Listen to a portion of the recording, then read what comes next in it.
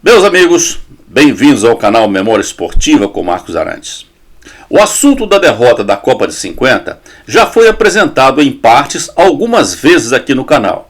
Desta vez, vamos dar outro mergulho nesse assunto, abordando alguns aspectos de caráter humano relacionados com aquela derrota que foi a maior tragédia do futebol brasileiro. Mas antes de entrar no assunto, eu os convido a se inscreverem no canal, clicando naquele botãozinho que está ali no canto. E depois, deem um clique no sininho que vai aparecer para receberem notificações dos próximos vídeos. E não se esqueçam daquele like também, ok? Vamos então ao vídeo.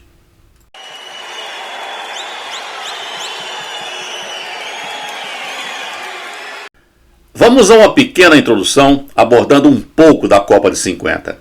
Seria a primeira após a interrupção causada pela Segunda Guerra Mundial. A realização da competição em um país europeu ficou prejudicada pela situação de pós-guerra em uma Europa praticamente arrasada. Seus governos acreditavam que o cenário daquela atualidade não seria compatível com competições esportivas e que os recursos disponíveis deveriam ser aplicados na recuperação econômica do país. Assim, a proposta do Brasil para sediar a competição acabou sendo aceita. As cidades brasileiras escolhidas como sede da competição foram as seguintes: Rio de Janeiro, com jogos no estádio do Maracanã, que foi construído especialmente para a competição. São Paulo, com jogos no estádio do Pacaembu. Belo Horizonte, com jogos no estádio Independência, que na época pertencente ao 7 de Setembro Futebol Clube, também construído especialmente para a competição. Porto Alegre, com jogos no estádio dos Eucaliptos, pertencente ao Internacional. Curitiba, com jogos no estádio Dorival de Brito, hoje pertencente ao Paraná Clube, e Recife, com jogos no estádio da Ilha do Retiro, do Esporte Clube do Recife.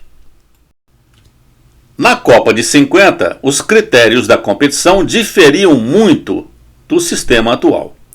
Eram apenas 16 seleções divididas em grupos de 4. Os vencedores de cada grupo fariam um quadrangular final, cujo vencedor seria o campeão mundial, vindo em seguida as demais colocações, o vice-campeão, o terceiro e o quarto colocados. Notem vocês que os grupos 3 e 4 não estão completos. Isso se deve à desistência de 3 seleções: Índia, Turquia e Escócia. França e Portugal foram convidados para repor as vagas, mas não aceitaram. A França havia concordado anteriormente, mas depois reclamou que as partidas do seu grupo compreenderiam uma distância de mais de 3.000 quilômetros. Os franceses disseram que não sairiam de casa se isso não fosse mudado. Como não foram atendidos, desistiram. Assim ficaram 2 grupos com 4 seleções, um com 3 e outro com apenas 2. Após a fase de grupos, classificaram-se para o quadrangular final o Brasil, a Espanha, Suécia e o Uruguai. Neste último grupo, o Uruguai teve o caminho mais fácil para a classificação ao quadrangular final. Teve como adversário apenas a fraca Bolívia e se classificou após um único jogo com os bolivianos, que levaram uma surra de 8-0. E assim, finda a fase de grupos, classificaram-se para o quadrangular final no grupo 1 o Brasil, no grupo 2 a Espanha, no grupo 3 a Suécia e no grupo 4 o Uruguai. Então aquela partida contra o Uruguai não foi uma partida final como nos moldes atuais.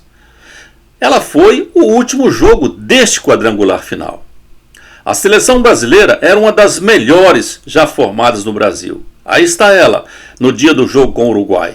Em pé, Barbosa, Augusto, Danilo, Juvenal, Bauer e Bigode. Agachados estão o massagista Johnson, Friaça, Zizinho, Ademir, Jair Rosa Pinto, Chico e o massagista Mário Américo.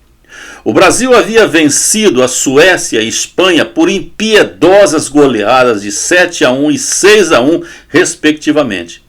O Uruguai vinha de um empate de 2-2 com a Espanha e de uma vitória de 3-1 sobre a Suécia. A seleção brasileira entrou em campo contra o Uruguai precisando do empate para ser campeã.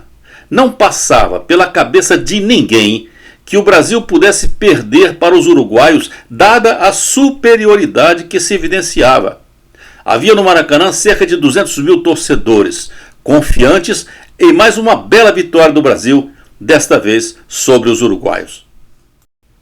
E a confiança na vitória aumentou mais ainda quando Friaça abriu o placar fazendo 1-0 para o Brasil aos 2 minutos do segundo tempo. O Maracanã delira e na cabeça de todos o título já estava assegurado. Mas em seguida, aos 20 minutos, a multidão meio que cala quando veio o gol de empate de Schiaffino. Mas com o empate, o Brasil ainda seria o campeão. Mas o fatídico gol de Didia, que decretou a tragédia, veio aos 34 minutos para o desespero da multidão. O gol de Didia não só emudeceu o Maracanã, emudeceu o Brasil. Deixou de ser um acontecimento meramente esportivo e transformou-se em um episódio traumático para a população brasileira. Eu me lembro perfeitamente desse dia, embora fosse ainda uma criança. Lá na minha Piuí dos anos 50, eu morava nessa praça, e a Praça Guia Lopes, cujo nome homenageia um ilustre conterrâneo, herói da retirada da Laguna. Eram os tempos da transmissão pelo rádio, em amplitude modulada, e o sinal da Rádio Nacional do Rio chegava em Piuí nas vozes vibrantes de Antônio Cordeiro e Jorge Cury, que transmitiram o jogo. Havia um serviço de alto-falantes na praça que retransmitiu o jogo para que todos pudessem ouvir. Lembro-me de meu pai acompanhar atentamente a partida e de sua decepção com o resultado final. E o mesmo ocorria com todos aqueles que ali estavam. A tragédia tomou conta da cidade. A tragédia que abalou o Brasil marcou profundamente os jogadores e a comissão técnica, que carregaram para o resto de suas vidas o peso da derrota e foram perseguidos pela tragédia de 50, ou o maracanazo, como diziam os uruguaios. E por mais paradoxal que possa parecer, eles tinham acabado de conquistar o primeiro título importante da história do futebol brasileiro, o de vice-campeões mundiais.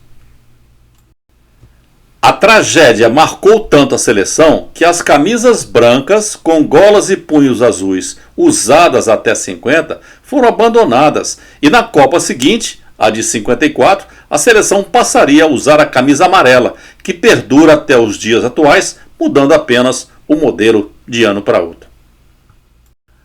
O técnico Flávio Costa saiu desolado do Maracanã após a derrota.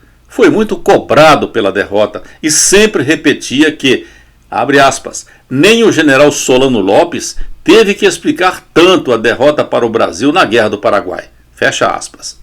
Foi sempre muito questionado pela escalação de Bigode, que por sua vez também foi criticado por não ter dado combate a Didia durante o seu avanço rumo ao gol. Mas o técnico sempre defendia a escolha do Bigode por ser ele um jogador vigoroso, e seria ele mais adequado que a opção de usar o Noronha. Flávio Costa era técnico do Vasco na época e, segundo ele, não ganhava nada mais para ser técnico da seleção e sempre se lamentou de não ter recebido nenhum agradecimento pelo seu trabalho na seleção. Faleceu em 1999, aos 93 anos de idade. O zagueiro Augusto, capitão do time, entrou em campo tão certo da vitória naquele dia que já tinha na cabeça o placar de 3-1 e já antevia a cena dele ser o primeiro brasileiro a receber a Jules Rimet. Segundo ele, uma impactante imagem depois da partida foi ver seu companheiro Danilo chorando no ombro de um repórter. Augusto ficou durante anos remoendo a ideia de ver Barbosa defendendo a bola que veio dos pés de Didia. Mas quando se lembrava da realidade, dizia que tinha a sensação que algo o esmagava por dentro. Depois do jogo, Augusto rumou para sua casa na Ilha do Governador e não se lembra de ter falado nada. A tristeza era imensa. Dizia ele que a partir de então, durante anos, era sempre perguntado sobre o que realmente ocorrera na derrota para o Uruguai. Quando Didia disparou o chute fatal, Juvenal apareceu em uma corrida enlouquecida na tentativa de evitar a entrada da bola, mas foi em vão. Repetia que o Brasil não jogou duro contra os uruguaios para seguir a determinação do treinador de não fazer faltas. Bigode não teria acossado Didia por esse motivo, e ele mesmo confessa que deixou de dar entradas mais duras para evitar ser chamado a atenção pelo técnico. Terminada a partida, Juvenal desceu para o vestiário, tomou banho, saiu do estádio, pegou um táxi e foi para sua casa em Laranjeiras. Tudo isso sem dizer uma palavra. Não queria conversa com ninguém. Disse à esposa que não queria conversar com ninguém, que fechasse a porta e dissesse que ele não estava em casa quando o procurassem. Ficou assim isolado em casa, sem sair, por uns 15 dias. Na memória do paulista Bauer, ficou a tristeza no vestiário após o jogo, onde só se ouvia choro. Ninguém falava nada, só chorava. Naquele mesmo dia à noite, foi para a estação Dom Pedro II, da Central do Brasil, e viu no caminho uma cidade triste. Pegou um trem e foi para São Paulo. Danilo foi o primeiro a desabar em choro após o encerramento da partida. Ele sempre dizia que há anos tentava esquecer aquela derrota, mas quando estava quase conseguindo, vinha alguém perguntar sobre o jogo. Ele contava que na saída do Maracanã para São Januário, onde estavam concentrados, o povo os vaiava, que segundo ele não era uma ofensa, mas para botar para fora a dor e a tristeza. Quando chegaram a São Januário, o local estava cheio, uns vaiando e outros incentivando. De lá, resolveu ir para casa, na Lapa. Ao chegar, teve dificuldade de sair do carro, tal a quantidade de pessoas que o esperavam. Uns vaiando, outros tentando reanimá-lo. Quando chegava à janela, estavam todos lá embaixo, olhando para sua casa. Não suportou ficar no Rio. No dia seguinte, rumou para Miguel Pereira, e lá passou uma semana tentando esquecer a tragédia, mas teve que voltar para se apresentar ao Vasco. Bigode, depois de Barbosa, foi também muito injustiçado pelo resto de sua vida. Foi acusado de não ter dado combate a Didia no seu avanço rumo ao gol e de não ter reagido a um tapa no rosto que teria levado de Obtúlio Varela. Ele sempre contestou tudo isso e o que mais desejou é que esse assunto fosse encerrado de uma vez por todas. Quanto à marcação de Didia, ele contesta o que vinham dizendo dele, afirmando que dera sim combate ao ponto uruguai e foi justamente por isso que ele chutou a bola apavorado com a perseguição. Com relação ao suposto tapa de Obdúlio, ele garante que o Uruguai apenas deu-lhe um tapinha nas costas dizendo: "Muchacho, calma", depois de uma entrada mais dura que dera em Júlio Pérez. Os demais jogadores também confirmam isso. Bigode não foi para lugar nenhum depois do jogo. Permaneceu no Rio de Janeiro dizendo que sempre preferiu enfrentar as feras aqui mesmo. Ele faz uma observação que é a mesma de todos os outros jogadores. Nunca foram lembrados pelos seus títulos, mas sim pela derrota de 50. Conta ele alguns casos que o magoaram. Em um restaurante na Cindelândia, uma senhora na mesa ao lado não o reconheceu e talvez nunca tivesse visto uma foto dele, mas ele a ouviu comentar que tinha ido ao estádio pela primeira vez na vida e que o culpado pela derrota foi o Bigode. Outra vez, em um bar de Laranjeiras, enquanto comia um sanduíche, ele ouviu de um desconhecido que fora covarde de não ter reagido a um tapa na cara. Ele retrucou, dizendo que o massacraria ali o desconhecido, ali mesmo, caso ele encostasse apenas um dedo em seu rosto. Friaça levou o Maracanã à loucura quando abriu o placar para o Brasil, bem no início do segundo tempo. E foi ele um dos mais afetados com a derrota. Depois do jogo, foi para a concentração de São Januário e ficou dando voltas no campo com outros jogadores, procurando achar uma explicação para a derrota. Dizia que se lembrava apenas de ter ido para o dormitório, trocado de roupa e se deitou. Depois, só se lembra de estar em Teresópolis, no seu carro. Não tinha a mínima ideia como saíra de São Januário e chegara lá em um hotel.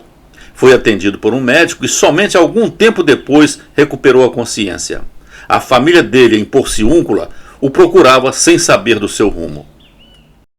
Zizinho, o mestre Ziza, foi eleito o melhor jogador da competição, mesmo com o vice-campeonato da seleção brasileira. Na partida contra a Espanha, ele deu um show de futebol, recebendo elogios até da imprensa internacional.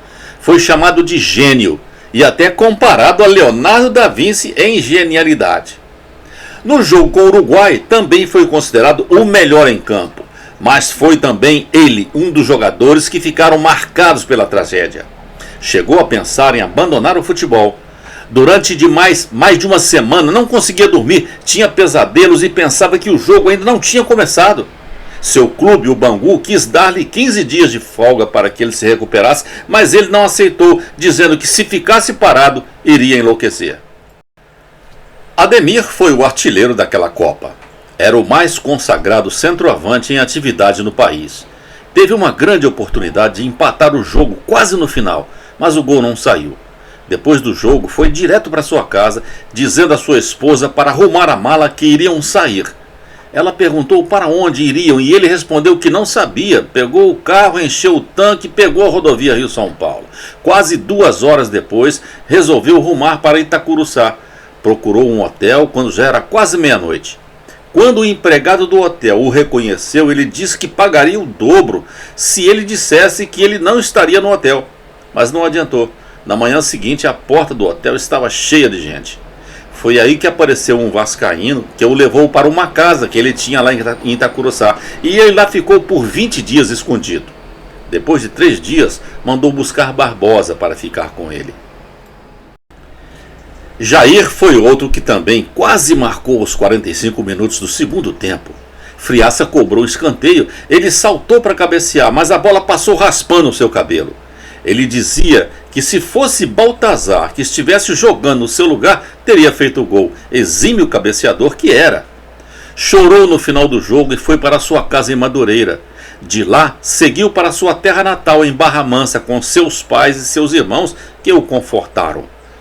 Sempre dizia que só foi se esquecer da derrota em 1954, quando viu a Hungria, grande favorita, perder a Copa para a Alemanha. Para Chico, o ponteiro esquerdo do Vasco da Gama e da seleção brasileira, a derrota de 50 jamais seria vingada. Sofreu muito com essa derrota. Dizia que passou uma semana inteira sonhando que o jogo ainda não tinha começado.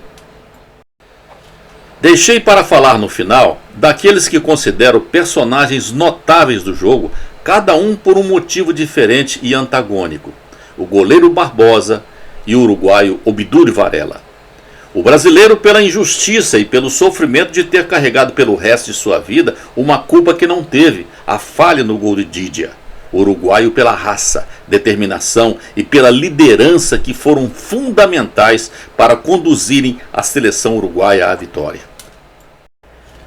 E foi defendendo a seleção que Barbosa viveu o maior drama de sua carreira, quando foi injustamente culpado pelo gol da vitória do Uruguai, marcado pelo ponta-direita Didia.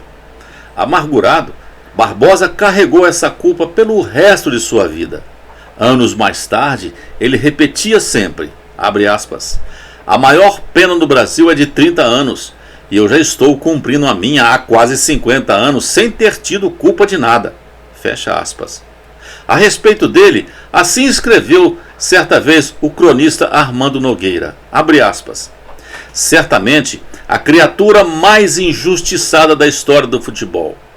Era um goleiro magistral, fazia milagres, desviando de mão trocada bolas envenenadas. O gol de Didia, no final da Copa de 50, caiu-lhe como uma maldição. E quanto mais vejo o lance, mais eu absolvo. Aquele jogo o Brasil perdeu na véspera. Fecha aspas. 35 anos após o jogo, uma equipe de televisão convidou Barbosa para uma entrevista no gramado do Maracanã e ele se recusou. Fora tão grande o trauma que tivera na vida que ele se recusava a relembrar aquele assunto traumático no próprio gramado em que tudo ocorrera. Na verdade, fora ele e também todos os jogadores da seleção vítimas daquele clima antecipado de euforia do já ganhou, das manchetes dos jornais, da falta de tranquilidade na concentração de São Januário, onde políticos candidatos a cargos eletivos faziam discursos. Depois do jogo, Barbosa e sua esposa Clotilde foram para Itacuruçá, passaram algum tempo com Ademir, que já estava lá. Já nos anos 1960, quando no Maracanã as traves quadradas foram trocadas pelas redondas, a administração do estádio teve a ideia de doar aquelas do gol de Didia ao Barbosa, para que ele delas fizesse o que bem entendesse. aquilo teve para ele um sabor especial que beirava a vingança. Fez uma festa em sua casa em Ramos, chamou vários convidados para um churrasco e fez uma fogueira com as traves pelas quais passara a bola chutada por Didia, naquele que foi o momento mais triste de sua vida, como mostra essa imagem aí. Ele caído e a bola de Didia tocando a rede.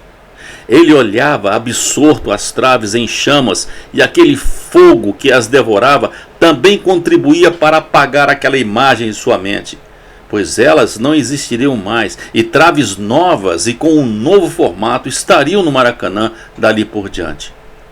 No início dos anos 90, Barbosa mudou-se do Rio de Janeiro e foi morar em Praia Grande, no litoral paulista, tentando conseguir uma vida mais tranquila. Mas mesmo cerca de 50 anos depois, continuava a ser criticado pela derrota da Copa de 50.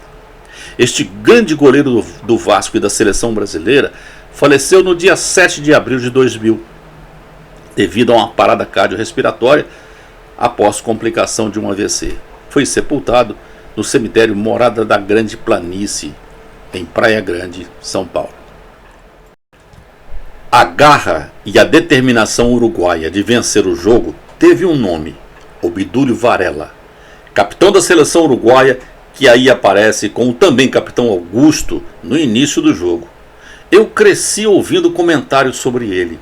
Era um líder nato e contava com a admiração e o respeito irrestrito por parte dos seus companheiros. Nelson Rodrigues, em suas crônicas esportivas, escreveu sobre ele, abre aspas, não atava as chuteiras com cordões, mas com veias, fecha aspas, e disse ainda que, abre aspas, a humilhação de 50, jamais cicatrizada, ainda pinga sangue. Todo escrete tem sua fera. Naquela ocasião, a fera estava do outro lado e chamava-se Obdúlio Varela. Fecha aspas.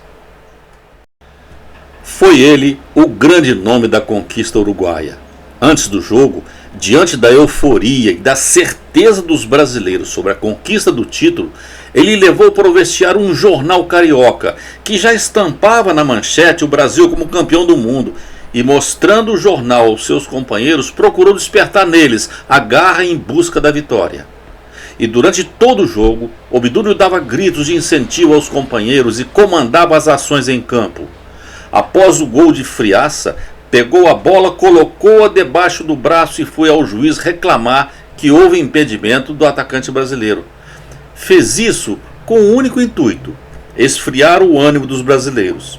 Ao recolocar a bola em jogo para o reinício da partida, gritou para os companheiros: mais alma! E aos 21 minutos, junto à linha lateral da intermediária brasileira, Obdúlio passou a bola para Didia, que em jogada individual a repassaria para Schiaffino empatar a partida, e seguiu incentivando a equipe até o gol de Didia, que deu o título aos uruguaios.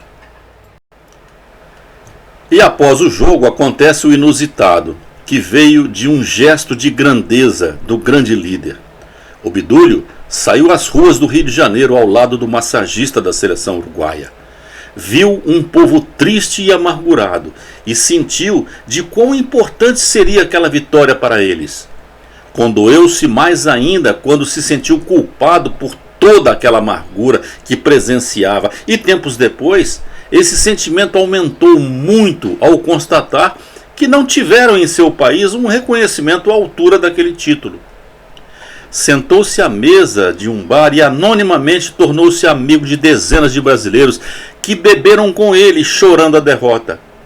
Além de tudo, do que foi na conquista do título, ele ainda teve a dignidade e a nobreza de escapar da comemoração dos uruguaios no Hotel Paissandu, onde estavam hospedados, para ir beber com os vencidos. Passou toda a noite nos bares do Rio, bebendo, abraçado àqueles pelos quais passou a sentir pena, e lamentava sempre, dizendo, abre aspas, como posso fazer isso com uma gente tão boa? Fecha aspas. Obdúlio Jacinto Munhoz Varela faleceu em Montevidéu no dia 2 de agosto de 1996, aos 78 anos de idade.